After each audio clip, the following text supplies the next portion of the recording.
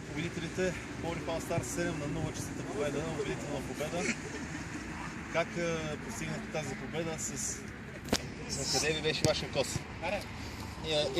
Имаме двама големи борци в лицето на Константин Ангелов и на това момче Атанас, които печелиха впечатлено единбокс в защита и успяхме да се реализираме повечето от положенията.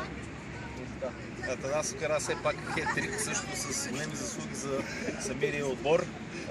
Тези двамата човека ли са основните във вашия състав или като отбор вие побеждавате? Като цяло не. Аз съм основен. Въпреки скромността ви, Иван Лазаров отново ни дойде, два мача отсъстваше, да няма контузия.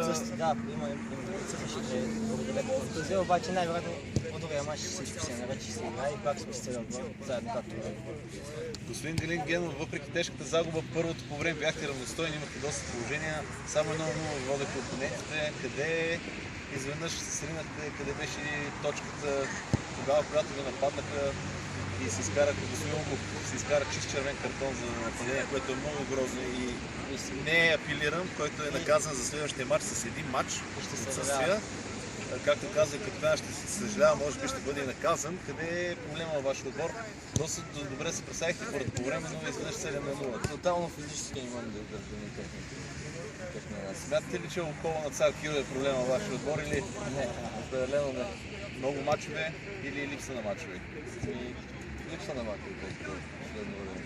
Мислите ли, че до следващия матч ще намерите сили да се възстановите? Следващия матч ще измачваме. Успехи на двата отбора от екипа на МФЛ. Лек ден!